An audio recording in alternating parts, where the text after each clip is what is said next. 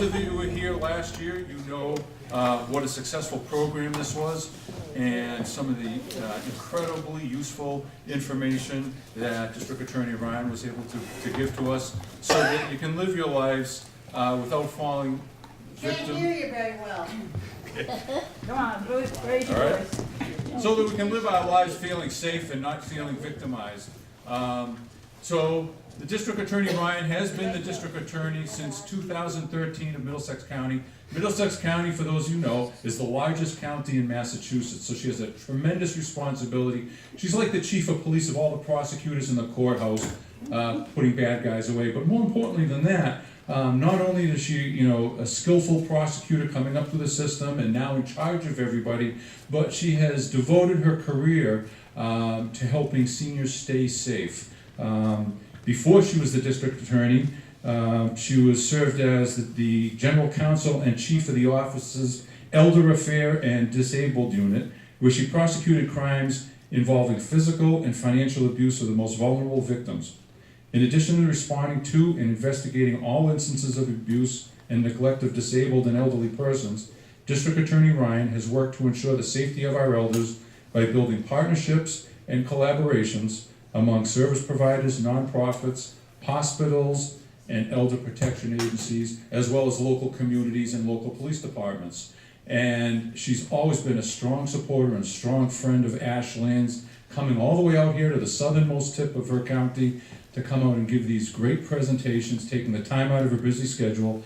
And we so appreciate, having her coming out here, and you hear directly from somebody that is so skilled and experienced in all of these techniques to keep you safe. So please welcome District Attorney Marian.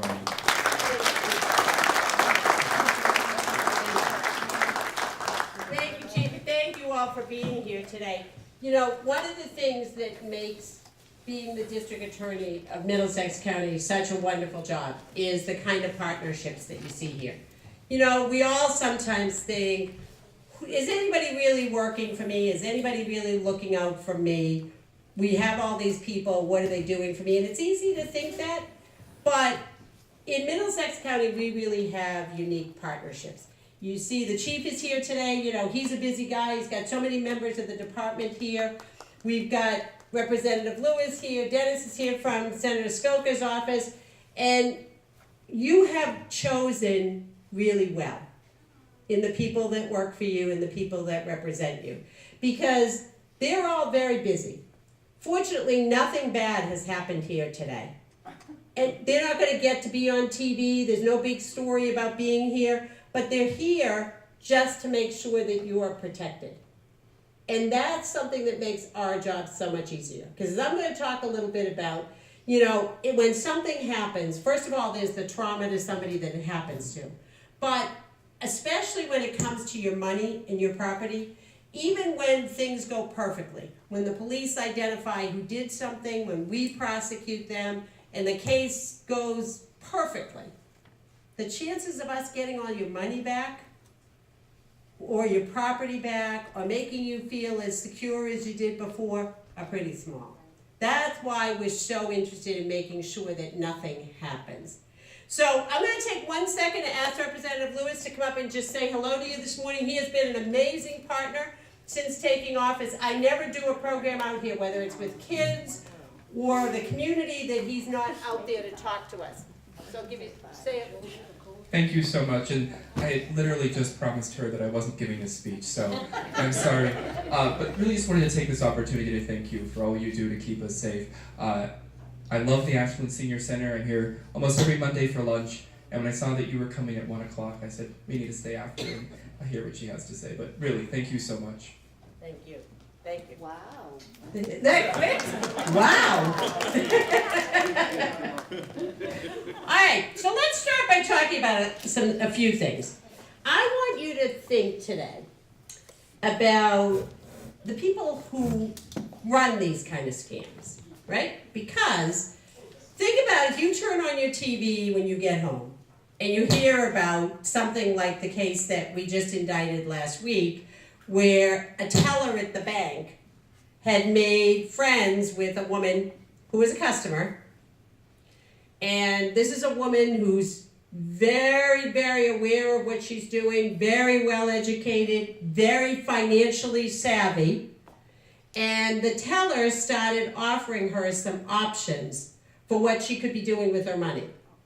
All right, so you could open this CD and you could open this account, and all of which was true. You get a better interest rate on this. And this woman was financially sophisticated enough to think that's going to be good for me. So she started taking advantage of some of those options. Except what she didn't know was that the teller at the bank was making those new accounts employee-only accounts so that no one else could see them. And she was putting her name on the accounts as well. So she managed to relieve this woman of $600,000. All right, now we've been able to get $400,000 of that back, but I am guessing that when you hear that, if you go home and see that, or if you read about that in the paper a couple of weeks ago, you might think, first of all, I would never fall for that kind of thing. Why do people fall for that sort of thing? Secondly, you think, who is that person? Why would, the bank teller, why would somebody do that? Well, I want to look at two pieces of that today because I think they're ways that really help you to protect yourself, right? The first is that if any of those things happen, like somebody saying to you, I can get you twice as much interest as everybody else, and they happen when we were all sitting here, you would probably start talking to the person next to you, or you'd hear somebody else saying that's foolishness, and you probably wouldn't do it. One of the reasons these scams work, and we're going to talk about a lot of the different ones, is because they get you alone. And they get you sometimes a little bit confused or rattled, and that's how you fall victim to it. Because if we were all sitting here and I was talking about it out loud, everybody would say, well, that's just foolishness. And the other piece of it is, think about the people who do these scams, right? They are bad guys in the sense that they're taking stuff. But in other ways, they are just like all of us. When you got up this morning, you have a whole bunch of things you wanted to get done today. And what you hope at some level is you're going to get through all the things you need to do, go the places you need to do. You won't have too many problems, and everything will kind of go along well. That's exactly what the bad guys want to do. They want to do their job really well. Their job is to separate you from your money. They want to do it without too much of a problem. The quicker, the better. And they want to do it without putting themselves on the police department's radar. So from those two pieces, probably one of the most important, simple ways to protect yourself is, whenever somebody approaches you about anything, you want to slow it down. Because if you say to somebody who approaches you about something, you know what, why don't you send me a letter telling me about that? I promise you won't get a letter.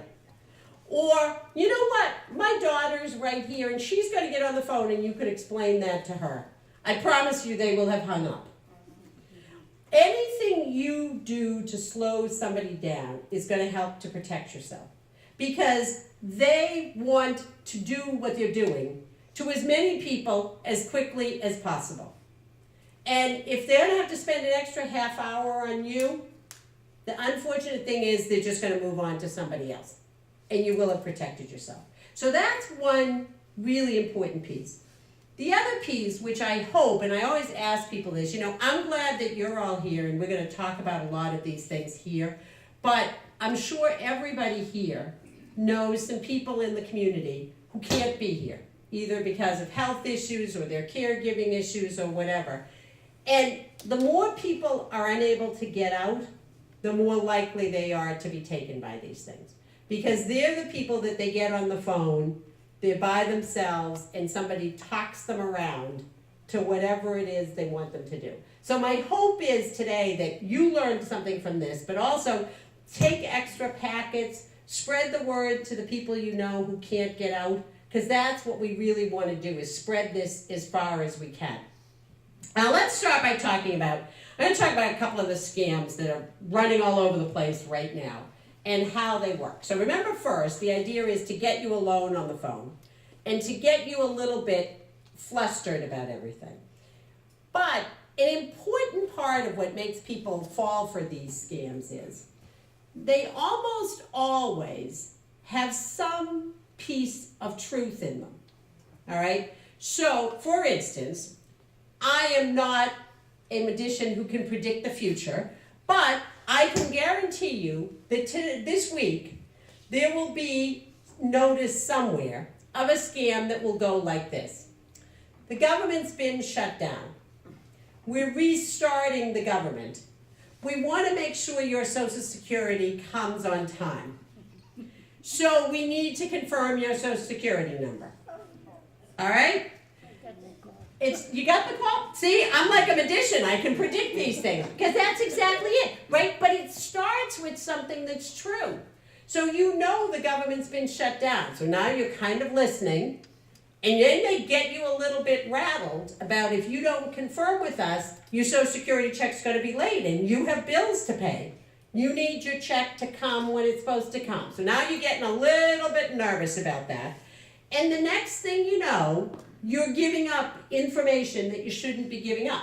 And they've gotten better at this. They used to say, what's your Social Security number, right? Well, I think myself and people like me and the chief and the senior centers have told everybody in the world, don't give somebody your Social Security number. So this is what they say now. So we have your Social Security number as 1, 2, 3, 4, 5, 6, and you say, oh no, that's not it, and then you give them your Social Security number. All right? So you think they didn't ask you, you just corrected them. All right? So that's a sample of what happens. I'll give you an example of the other one that we have had people give literally thousands of dollars to in the last few weeks. The calls always come on Friday around 3 o'clock. The call says that they are your heating company. Whatever your heating company is, the oil company, the gas company, whatever it is. It is always when we're about to have a snowstorm or it's about to be freezing cold. Now they're predicting, I just listened to the radio on the way out here, they're predicting that Thursday is going to be, 25 below zero, never been so cold ever. So Wednesday, we will hear that people get this call. And the call goes like this. This is, the gas company, whoever it is. You are behind on your bill. Now, one of two things happens when somebody says that. Either you think, I have fallen a little bit behind, or you think, well, I don't think I'm behind, but, I don't know, did I forget to pay the bill? Not that you weren't going to pay it, but did I miss the deadline? Did I do whatever? And remember, you get these calls around 3 o'clock, so it's kind of late to try to figure out where you are with the bill. But you need to pay us $100 or whatever it is by 5 o'clock, or we're going to shut your heat off. So what happens? Right away, you start thinking, well, I don't want to be freezing. It's going to be 25 below zero tomorrow. My pipes will freeze if they turn the heat off. I have my grandkids coming over, whatever. Now, remember, they're trying to distract you. So all that distraction starts of what's going to happen if they turn my heat off. And then, and this is the piece that I mean about, it's funny when we say it here, because the next thing they ask you for is, go to CVS or Walgreens or someplace and buy $100 worth of gift cards. All right, now, I don't really think your oil company is going to be taking gift cards in payment. I don't know any oil company that's doing that. Yet, we continue to literally have hundreds of people who are going out and buying those gift cards. All right, and they've gotten even more sophisticated, and here's how. They used to say, go buy those gift cards and mail them to, post office box, whatever, in Ashland.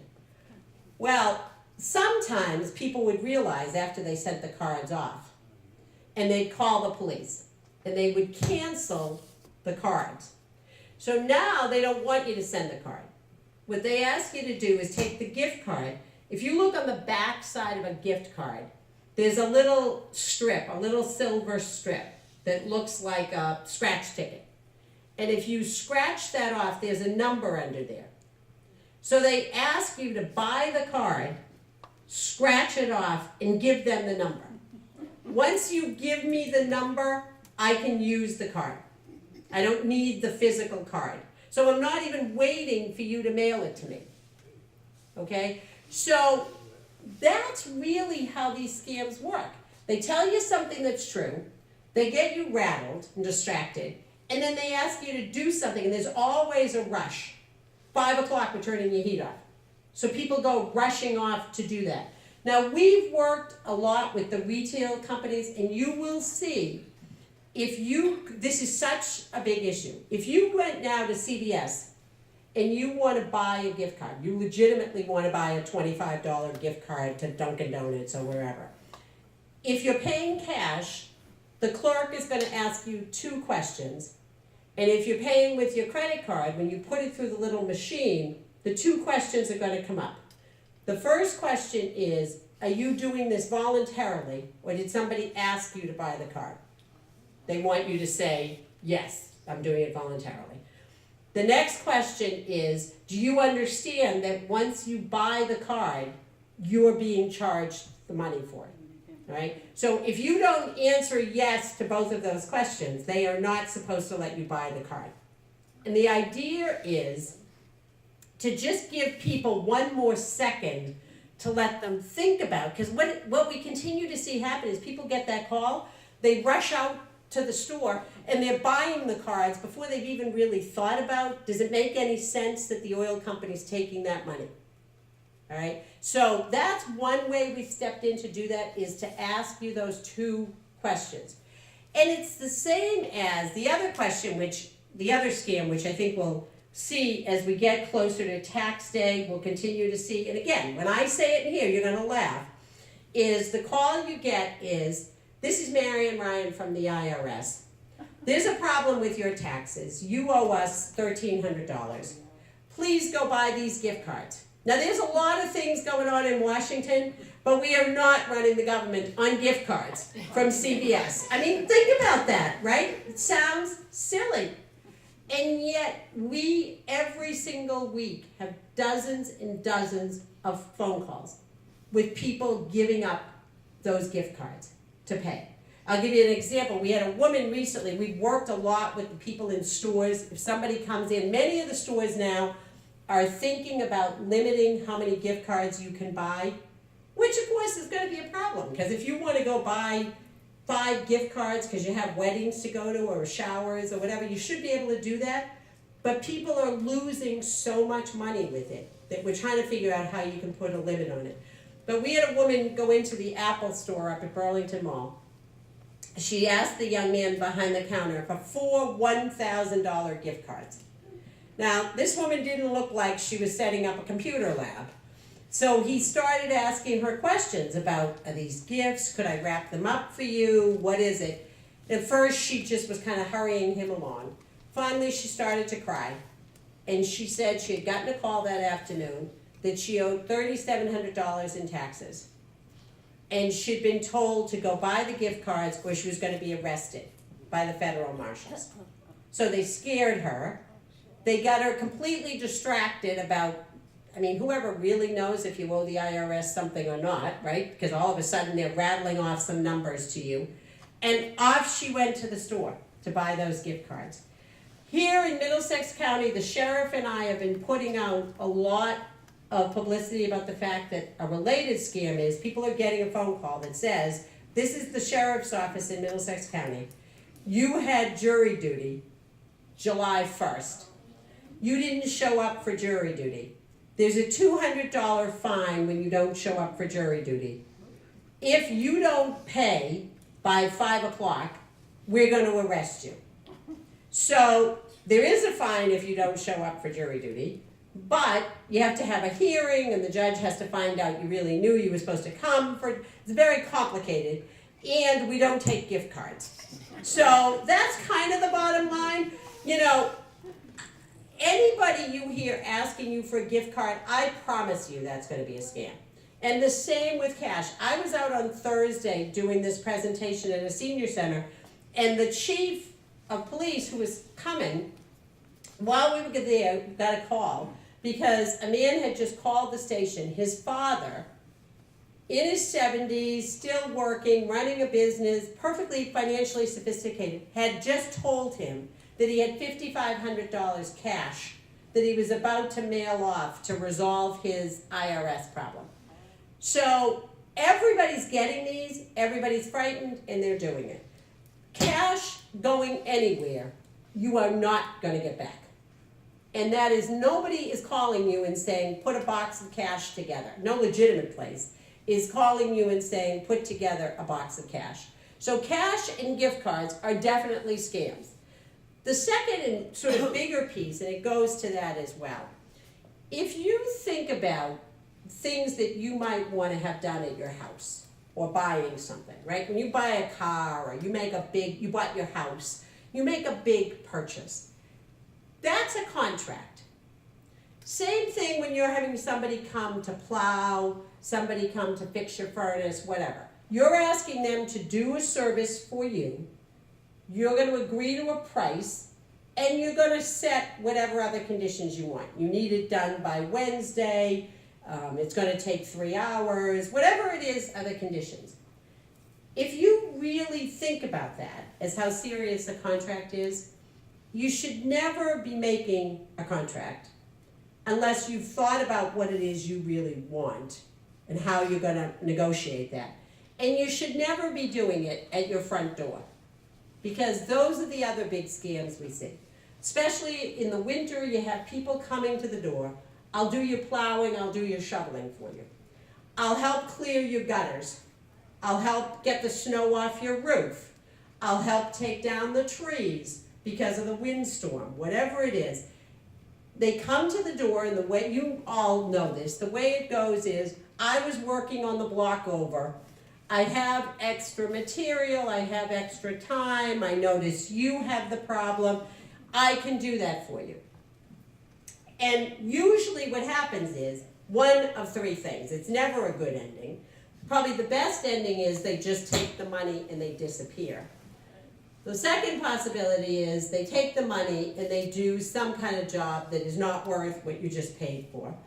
Or the third, and we are seeing this more often as more people are sort of breaking into the scam business, they take the money and they do something that actually damages what you have. So not only do you not get what you wanted, you end up worse off. You might have seen Channel 5 gave a lot of coverage to a case of ours last summer. A woman had a deck on the back of her house. The deck had sort of fallen into some disrepair, but the deck came off her back door, and it was where she parked her car. So she used the deck to get to the car. She had an adult child living with her who had mobility issues. So she was thinking about putting in some kind of a ramp or something so she could get the wheelchair to the car. Guy comes to the door and says, I notice you've got a problem with the deck. So that was true. The deck did need some work. I can fix the deck for X dollars. She says, well, funny you say that. I was thinking about putting a ramp on the deck. I'd like to do this and that. And he says, oh, that's fine. I can do that for Y dollars. She gives him the money. So first of all, she wasn't prepared to negotiate that contract that afternoon. All of a sudden, she's agreed to some price. She has no idea whether that price is in the range of what she should be paying. And then she does what you never should do. She gives him all the money, right? The whole contract price. Well, he goes out and rips the deck off the back of the house, doing serious damage to the foundation of the house while he pulls it off. And then he's never seen again. So now she can't get to the car conveniently. She's got her own mobility issues, and she's got to now make a whole walk around the house. She can't leave. She's got a back door that goes to nowhere, so she can't leave that out there. And she doesn't have what she planned for, which was the ramp off of the deck. So if you really think about that as being a contract in any of those services, when somebody comes to the door, you have that simple answer, of, I don't do contracts at the door. Goodbye, I don't care what you're selling, I don't do them at the door. That is the best way to protect yourself from getting involved in that. The other piece of that is, if you think about when you're in your house, what's protecting you from the bad guys that are out there are the doors to your house. Once you open the door to your house, unless you're prepared to physically go 9 rounds with somebody who's in your house, how are you getting rid of them if you let them in your house? So there's 2 bad pieces. The first is they come in the house and they are physically threatening to you, and now how are you going to get them out? And the second is, you don't know them and you're in your house and your house gets broken into 2 weeks from now, and whatever everybody could see while they were in there, you have a nice collection of silverware, you have some nice books, you have whatever, and that goes missing. Well, where do we think somebody got the idea you had those in your house? So we just had a case recently in October. You might remember we had a lot of storms, rainstorms and windstorms, and one of the towns out in the western part of the county, we had a lot of damage. A lot of people had tree limbs down, all of that. A woman's at home in her house one day, the guy comes to the door, and she had tree damage. She definitely had tree damage out in the front. Guy comes to the door and he tells her the same story. I was just working up the street, I have a little bit of time, you've got tree damage, and you know, you got that branch hanging down over there and it's hanging over your neighbor's driveway. That comes down, it's going to damage their car. That was true. So now she's getting all worried. It's supposed to, you know, he adds, it's supposed to rain tonight, that branch might come down. She doesn't want to destroy the neighbor's car. Okay, my buddy and I could take down those branches. She's thinking, well, that's good, I'll let them do that. They go to work, they take down the branches, they come to the back door, the 2 of them. One of them's carrying some kind of power tool. Now they're in her kitchen. $5,800 for the branches. She says, of course, I never expected to pay $5,800. They're very insistent. So the first part of the story is, well, you know, it was worse than we thought. We had to go to the top of the tree. We had to do whatever, some nonsense about how it was more complicated. She is pushing back a little bit. I didn't expect it. I've had people do tree work before. It wasn't $5,800. And they say correctly, you didn't ask us, and that's what we charge. We were out there for, you know, an hour and a half or whatever. She's intimidated now. She's in her kitchen by herself. She's got these 2 guys. One of them's got this tool with him. Well, how are you getting them out the door? Now, she was smart because your personal safety comes first. She wrote them a check for $5,800. She ushered them out the door, locked the door, and called the police. Now, here's the trick that they always do. You write me a check. You legitimately write me a check. And you bank at Citizens Bank. And I bank at Bank of America. And I go off to Bank of America and I deposit your check. It's going to take a couple of days for that check to make its way back to Citizens. In that time, you can stop payment on that check. Well, the bad guys know that. They want the money right away. So they take the check to your bank.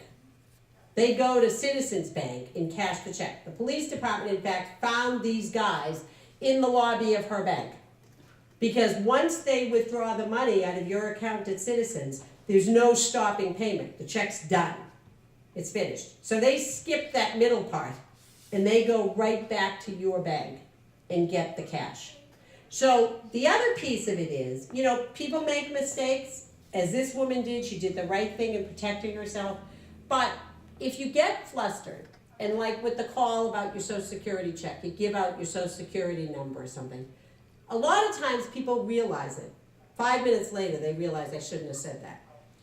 They're embarrassed. They don't want anybody to think they were foolish enough to give out their number.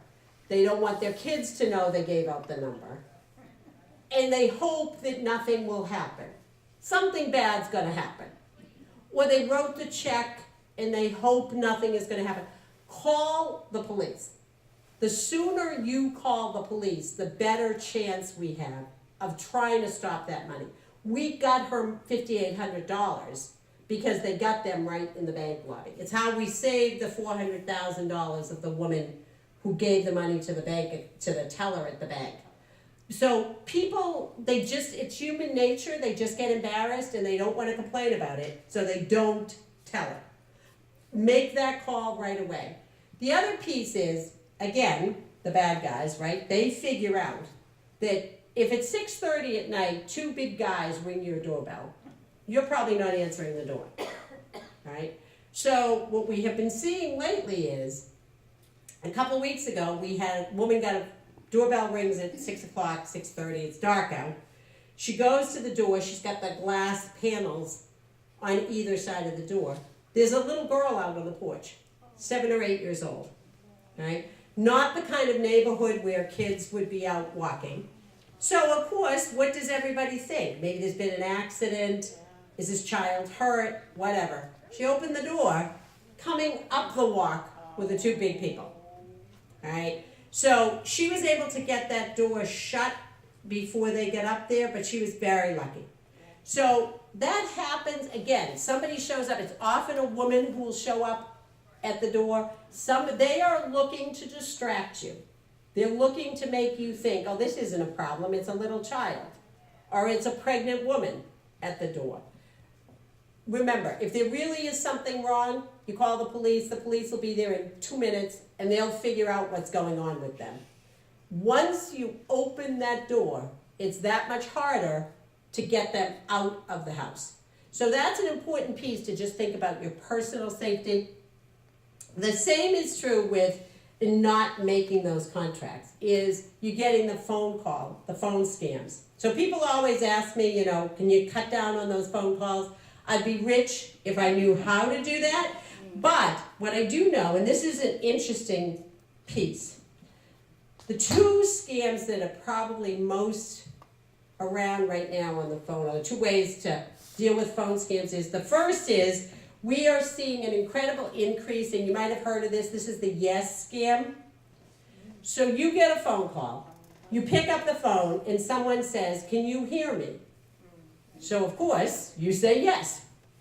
Now, they then say whatever they say, and you say, I'm not interested, or whatever, and you hang up, right? You forget about it. Shortly afterwards, you start seeing on your credit card some charge, $24.99, $49.99, whatever it is, for American Friends. You don't know what that is. You don't think you've bought anything from them. When you call the credit card company and you trace back, it's some made-up kind of company that when you call them, they say, well, we sell computer protection. Well, I don't have a computer, but whatever it is, and they say, well, you bought our service. They then play for you a tape where you hear them saying, would you like to buy this service? And you hear your voice saying yes. So now you're in a big, long dispute with them, with your credit card company, trying to get rid of that. Which all goes to the fact of, again, your house, you're paying for that phone. Pretty much everybody now has got caller ID. If you don't know who it is, you shouldn't be talking to them, because you're going to get into a conversation you don't want to get into. Now, lots of people think, okay, I'm not going to have that conversation, and I'm one of these people. I hate when the phone's ringing. So I used to pick the phone up and hang the phone up, right? Because I hate when the phone keeps ringing. Well, here's what we discovered. And this really, and I've done it myself, and it really does cut down on the number of calls you're getting. Say I'm a place that wants to buy phone numbers to call. All right, I have one of these businesses or whatever. I want to have phone numbers to call. I pay for 200 phone numbers. The phone numbers are pretty cheap. So say, for instance, each number that I buy, I pay 5 cents for. The reason they're so cheap is because on any list of numbers, even if I just make them up, changing the combinations of numbers, of any sheet of phone numbers, a certain amount of those numbers aren't going to be good anymore. The people have moved away, they canceled the phone, somebody's gone off to a nursing home, they don't really live there anymore, whatever it is.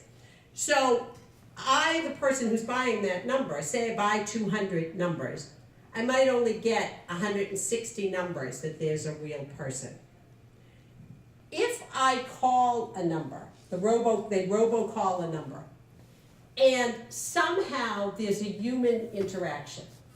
Either you pick the phone up and say hello, you pick the phone up and hang it up, you increase the value of your number by 5 times. So the number that used to be worth a nickel is worth a quarter. You're going to actually get many more phone calls because they now know there is a person at that number. Essentially, if they call that number often enough, they might get to talk to somebody. So by not picking your phone up at all, you decrease the value of your number. It will actually reduce how many calls you're getting. Because even if you have an answering machine, and you want to have an answering machine that says, you know, this is 781-893, whatever, they don't know whether anybody is really attached to that, still attached to that number. You don't want to have the answering machine that says, hi, this is the Ryans, it's, you know, Jody and Dave and Michael, we can't come to the phone right now, because now you've told them that whole story, okay? So, even if it annoys you, you know, turn the ringer down on your phone or whatever, but don't engage with people on the phone, because you're making yourself that much more vulnerable to giving up the phone, all right? So the other piece, the other scam I want to talk about a little bit about, and I really hate this scam the worst because I think it does all of the things I talked about in terms of distracting you and really preying on your emotions. And we are continuing to see people lose extraordinary amounts of money. We just indicted somebody for taking $80,000. We just had a woman come forward to say that she and her husband had lost $140,000 to this scam. The amount of money people are making on this is unbelievable. And that's the grandparent scam. So there's 2 versions of the grandparent scam. And I think it's interesting to think about this scam because it kind of shows how you're vulnerable to so many. So the first version is when you have younger grandchildren. You get a phone call that says, hi, we know that your granddaughter Julia has a hockey game this afternoon at the rink at 5 o'clock. And if you don't leave us $1,500 outside the senior center by 3 o'clock, something's going to happen. Don't call the police and don't call her parents. All right, so that's the first version. We literally have hundreds of people leaving money all over the place for those, okay? Now think about it in terms of what I said before though. If you didn't have a granddaughter named Julia, you would have hung up. If you only have grandsons, you wouldn't be talking to that person. You wouldn't have gotten frightened, right? Because they distract you. And there's always a nugget of truth. She does have a hockey game this afternoon. You're going to the hockey game. You know she has one. Or you just talked to your son or daughter and they just told you, I'm going to drop her off for the hockey game. So it's always true what's there. The second and more sophisticated version of the scam is you get a phone call and someone says, hi, this is Marian Ryan. I'm a lawyer out in Colorado. Your grandson, Michael, who's at the university here, got arrested last night. Now you're just panicked. Poor Michael, what happened? What did he get arrested for? And you start asking those questions. The first thing they do is they say, well, he was arrested for drug possession. Drug possession, I can't believe that. What happened? Let me let you talk to the chief. Somebody gets on the phone and says, this is Chief Davis. Let me just tell you what happened is we stopped a car last night. There were 3 boys in the car and there was some heroin under the front seat. Heroin, I can't believe that my grandson would be involved in heroin. Let me speak to my grandson. Now somebody gets on the phone, and again, it's not magic that I can predict this. They get on the phone and they say, they're crying, there's a lot of crying, and sometimes if you say, you know, Michael, that doesn't sound like you, well, I bumped my head, I hit my face when we got stopped. There's some explanation of why they sound different. And then the story is, Nana, I can't believe this happened. I gave a kid in the dorm that I didn't know a ride. We got stopped. He must have shoved the drugs under the car. Please don't tell my mom and dad. Please just help me. So that's the story. Then what happens is they tell you Michael's being held. He needs bail money, $2,500 by 4 o'clock. Go send the money. You go and send the money. The next phone call you get is, we got the bail money and we got him bailed out. But of course, he's been expelled from the university and we're gonna have to put him in a hotel. Can you send some money for the hotel? Now that's the next installment. And it continues with one thing after another that he needs. And of course, at the point, which unfortunately is usually many thousands of dollars later, when you check, he's in class minding his own business and nothing ever happened. But here's the thing I want you to think about, and this applies to all these scams. And then the chief doesn't hear me saying this, but I'm going to tell you how easy it would be to be a scam artist. The interesting piece about the grandparent scam is the other scams that people get, the heating, the IRS, you won the Jamaican lottery, whatever it is, those are random. Everybody gets those. All right, no matter how old you are, no matter where you live, you can't go into a room and talk about those that 10 people don't say, yep, I got those calls. What is interesting about the grandparent scam is I've been tracking those for over 20 years. We all know, and I bet everybody in this room knows somebody, that if their grandchild's life really did depend on it, could not put $500 together this afternoon. Like, even if it was life or death, truly, they just don't have $500. They couldn't get it, they don't have it in the bank, they just couldn't come up with it. We have 1.6 million people in Middlesex County, 54 cities and towns. In all the time we have been tracking these, all the times we tell people to report to the police you got the calls, we never hear from people who have no money that they got those calls.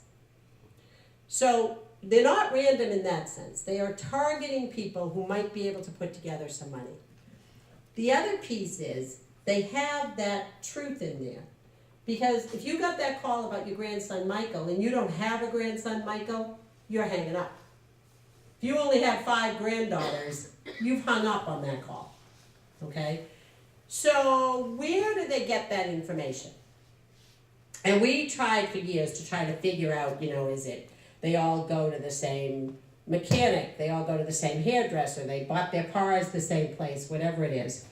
And I think there's a few things. I think one is Facebook, all right?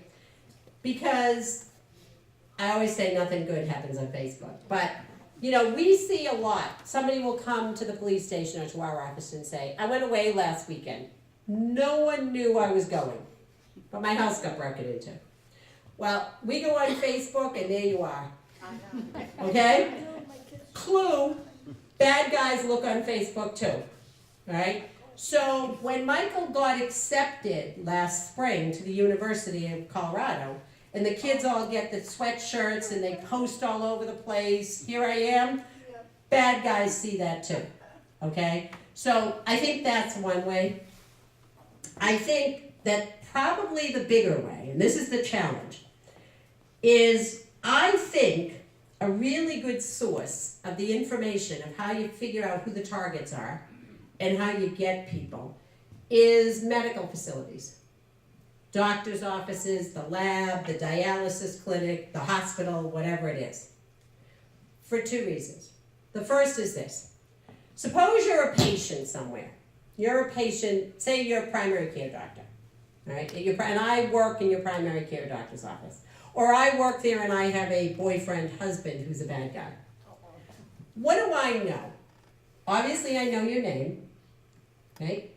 I know where you live. So maybe I'm from Ashland, and I know that whatever street you live on is a really nice neighborhood.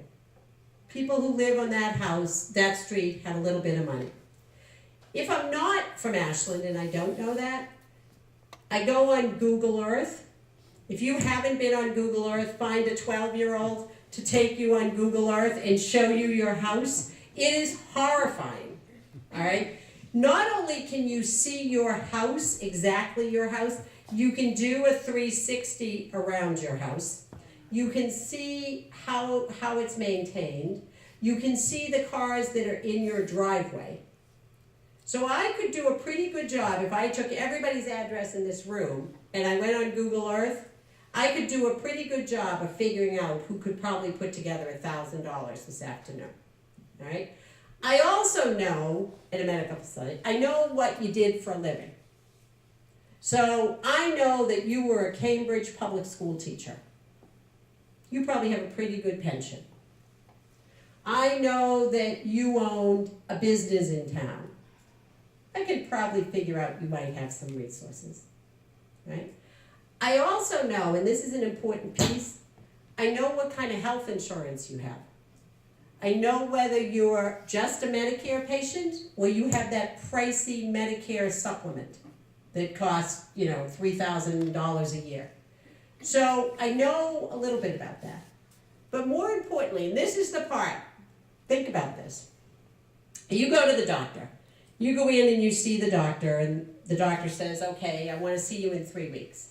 So you come back out to the waiting room, and the person behind the counter says, do you need a new appointment? Yep, doctor wants to see me in 3 weeks. She opens up the computer and says, how about February 9th? No, I really can't do February 9th because my daughter and I are flying out to Colorado, all right? Or I'm going to be at my niece's wedding in Florida. There's a lot of information, right? Then you think about the talking that goes on, right? We all go to those places. You always have to wait. You strike up conversations with everybody. I say all the time what a terrible failure I am at this because my 87-year-old father had 12 grandchildren. Incredibly proud of them. At some point, he spent a lot of time at the doctors and the blood lab and whatever. If you sat beside my father for 5 minutes, okay, he was very efficient, you would know the first names of every one of the kids. You would know how old those kids were. You would know where they went to school. You would know what sport they played. Oh, and by the way, he would have said it all in his Irish whisper in case anybody back there didn't hear it. All right? People still come up to me all the time and say, oh, you must be Elizabeth's mother. And I think, how do you know that? All right? Because they ran into him somewhere. So here's what to think about. The next time you are at one of those facilities, pretend that you are a bad guy and just sit and listen. I went to do a presentation recently at the Leahy Clinic, and I was a half an hour early in the morning, and I was sitting there with my coffee in the lobby, and it was right before the holidays, so people were chit-chatting all over the place. I left there with a shopping bag of information. If I was a bad person, I just overheard so many people. Not just conversation about I'm going to be with my family for the holidays, but I'm going with my daughter Ann. We're taking a bus to New Jersey. We're doing all kinds of stuff, which is it's kind of funny, but it's how they target you for those scams. One of the other ways is sometimes when we see the people who got targeted and we ask them what happened in the weeks leading up to it, a really common call is you get a phone call that goes like this. Hi, this is Billy Smith. I know you don't remember me. I lived in the neighborhood when we were kids. Well, you don't remember Billy Smith, but maybe Billy Smith lived there. You don't want to be rude. I played ball with your boys. Oh, Michael or Tommy? Oh, it's Tommy. So I'm trying to get some of the kids together who played on that team, and this was the last good number I had for Tommy. Oh, well, Tommy doesn't live here anymore. He's married. He's living over in Framingham. Oh, he is. Isn't that nice? Does he have any kids? Yep, he's got 7-year-old twins. All right? Now you've given out that information. This is the other thing to look for. I was speaking at a school last week, and when I left, it was one of those places where they have the middle school and the high school and everything all on one property. And when I was driving out, they have a really big board at the end of the property, and it lists every important date for the school. It says like, you know, February 1st is parent teachers, February 13th is the Valentine's Day party, whatever. Well, if you just told me that you have 7-year-old twins in Framingham, it's not going to be that hard for me to go on the internet, figure out what elementary schools they are, and what might be going on. So that when you get the call that says your granddaughters are at the Valentine party this afternoon, which you get all panicked about, I just took the information off that sign and I went online and now I put it together. So when we talk about people's personal information, people think a lot about your social security number, your bank accounts, but it's a much bigger circle than that. It's the things like your family information, where your family is. Just be careful in the conversations. Fine to have the conversations. People don't really need to know all the details because it comes back. It's the truth in those scams that get you. And then the one last thing I want to do before I go is different than scams, but it is where we see people lose a ton of money. And that is this, one of them really only applies to women. You go to the store. You go to the grocery store. If I went to the nearest grocery store right now, I am sure that I would see 3 people with their purse in the basket of the cart. All right? Don't raise your hand if you do that. So, and what some people tell me is, well, it's okay, I put the purse in the basket and I use the baby strap. They're not stealing your purse. They're only taking your wallet, right? So you might have seen just last week we indicted 2 people, a man and a woman. They had a more sophisticated scam. The woman, who was very young, very pretty, very well put together, was hanging out in the produce section. So you push your card into the produce section, and she strikes up a conversation. Like, I don't use romaine lettuce anymore. Have you ever used this stuff? Well, you start talking. While you're talking, her pal has cleaned out your purse. And the way we usually find that is you have no idea. The security guys up above see the person run out with your wallet. They go get the wallet, and then they're tapping you on the shoulder, showing you your wallet. You had no idea it disappeared. So, if like most people, it's probably not the money that's in your wallet, it's all the other things. That's totally preventable. You know, think before you go in there. You really don't need your 80-pound purse when you go in the store. I'm the worst offender.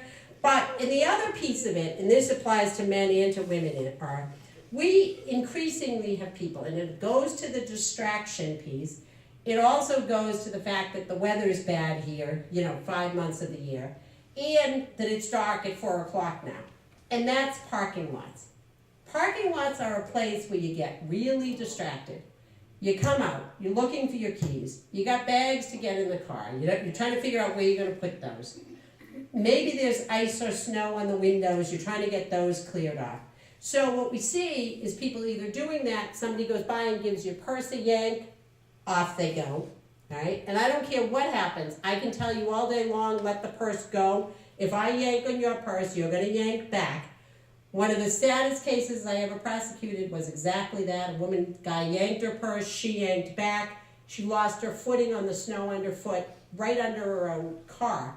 Or, you might remember, not too far from here, last summer, people have their cars started, right? You're trying to clear the windows off or whatever. The door's unlocked, either at the gas station or in the parking lot. Very tempting for somebody to just jump in and drive away. My 92-year-old father-in-law is putting wood in the back of his car at Home Depot or Lowe's or one of those. He's very particular. He's lining the wood up so it won't roll all over the place. He started the car because the car's got ice on it. He's clearing the windows. And while he's at the back of his car drives away. And what's going to happen? Your car drives away, you're going after your car or your purse. And it's dangerous for 2 reasons in parking lots. First of all, there's those little barriers. The little orange barriers. You're busy looking at the bad guy or your car, you sail right over those. We've had a lot of people break their hip, hit their head, running after somebody who took their property. Or the other people in the parking lot, especially like at supper time when it's getting dark, they don't expect to see you two running through the parking lot. So now you got people driving, there's accidents, there's all kinds of things.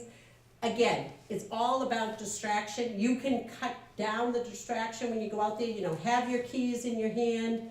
If you're gonna go around and put stuff in your trunk or whatever, keep the doors of the car locked.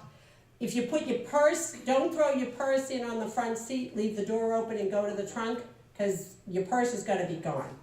So hopefully, the most important things to take away from this are not being distracted, not making contracts at the front door, keeping your personal information to yourself, not answering the telephone, and really, whatever you need done, whether you want to give to charity or you need work or whatever it is, you should initiate that. If you need to do something, you call the person. People who come to you and offer to help you or take a collection or whatever, it is not going to have a good result. So, especially one of the other things that's running around right now is the give to your police department.